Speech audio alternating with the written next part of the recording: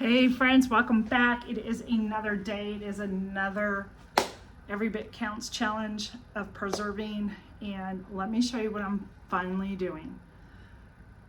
Finally getting to all the beef bones in my freezer. And I'll show you what we're going to be making. All right, friends, I took out all the meat bones from my freezer. Pardon me. And I've had this on low for a while today. And I just turned it down even more because I'm gonna let this just simmer all night long on low. And this is gonna turn in just to nothing but complete bone broth. There may be some meat chunks on here, but I will pick that off and shred it up or something, give it to maybe the dogs as a treat. But isn't that delicious? I'm gonna use this broth in soups and other recipes come this winter, and it is going to be absolutely delicious. Nothing like good gravy or anything like that on your potatoes or something. So yeah, whoops, sorry. So yeah, we're gonna have some really great broth, and I'll bring you along as I continue to make this. I really just put all the bones in, and I filled it up with water, and I started it at about 275, and as it for a couple of hours today, and as it continued to cook, I've turned it down now to 200.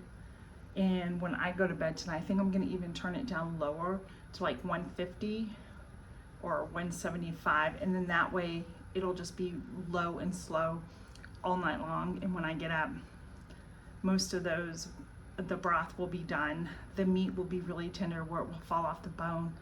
I'm gonna shred that up, see what maybe meal I can make with it, or just, treat the dogs. So anyhow, friends, I will be back to show you my next steps. All the deliciousness. There's the bone, there's meat on here, and I have 2 more bowls over here. I ended up adding some carrots and onion, pepper, salt, and then in this pot, all of that broth, bone broth, complete bone broth. So now I'm just letting it kind of cool, let some of the fat develop, and I will scoop some of that fat off that tends to develop on here. And then I will pressure can it for 25 minutes for quarts, and I think 20 minutes for pints.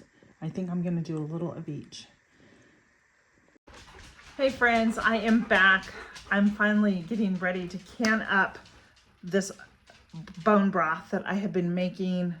I let it cook all day for a good 24 hours, and today I really cranked it up to let it get going. I did end up adding some onions and some carrots, pepper, and some salt to it, because when I tasted it, it was just a little bland, and I just felt that it really needed to get some flavor in there. And it's going to be good. You should see how gorgeous this is. I am going to turn you around so you can see this broth. Look at that, friends. Isn't that just beautiful? It is so pretty. Look at. Isn't that just gorgeous? So we are going to start canning. I am cheating a little bit today. I do have an electric pressure canner. This is something you have to pressure can because it is a low acid, and so you are not allowed to water bath this. I know there's people out there that do, but I do pretty much follow what the ball canning book tells me. So as you can see, I have a lot of broth that is going to need to be canned. And I will put this in my pressure canner for about 25 minutes. And we will get the jars filled up. I want to give you a better view there. So I'm just going to be ladling in the jars, the broth. I can probably get a little bit more. There we go. Probably an inch head space. I have my jar soaking in hot water over here. And then when I'm done, because You always need to make sure you wipe these rims, because this is a good time for you to check to see if there's any seal on here, there's any cracks, but also if there's any grease or any food left on there, your lids will not seal. I am not affiliated, but I do love the 4 Jars lids, so I'm very thankful for them. And we're just going to seal these up. And I'm going to hand tighten them, and I'm going to place them in my jar, or my pressure canner here. And we're going to move on to the next one, and I'm just going to keep doing this until I get all the jars filled up. It's going to take me a while here, friends, that I can tell you. There's a lot of broth in here, so I may end up doing this over 2 days, because it's already almost 7:30 here, and I don't want to be here all night long doing this. So I'll probably get one batch done, and then tomorrow I will start the next. So I just use warm water and a paper towel. You can put apple cider vinegar on here and wipe it off. It's your choice. And again, we're going to put the jar on. I was trying to let it cool and see if anything would form on the top of it, like any fat, but guys, there's really nothing there. So, isn't that just beautiful? That's another one we'll put in.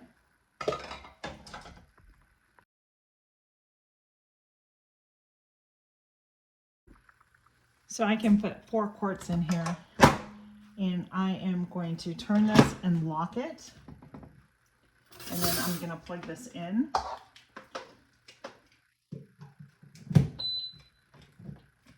I'm going to make sure that it's on the exhaust part, and then I am going to come down here, and I'm going to hit high, and then I am going to push the time, which is 25 minutes.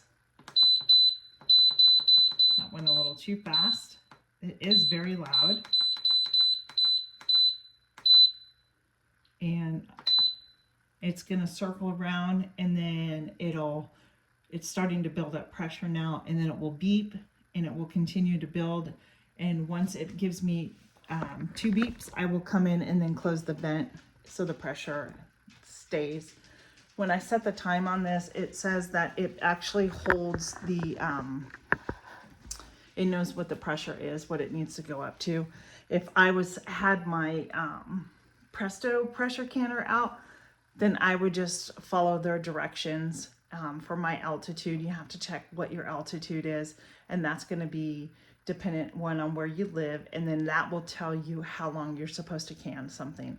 So I looked up at mine, so it's 25 minutes. I think it's 11 pounds of pressure. It's pretty normal, but yeah. So with that, friends, I still have a lot of broth. I think what I'm going to do is just let it continue to cool. I may start putting them into other jars and then just getting them ready. I'll probably put them in the refrigerator tonight, and then tomorrow pull them out, let everything come up to just a nice room temperature, and then continue to can versus trying to wait here. So I think I got 4 quarts. I'm gonna do a little smaller jar. So I think we're gonna call that a night here on this video and call it a day. So hey, thank you for joining me again. Another Every Bit Counts challenge video done. Something else to put on my pantry, to share with family, to use for soups, for gravies. It's endless possibilities with this bun broth. So we'll see you on the next episode, like I'm an episode, right? We'll see you on the next video, friends. Be blessed.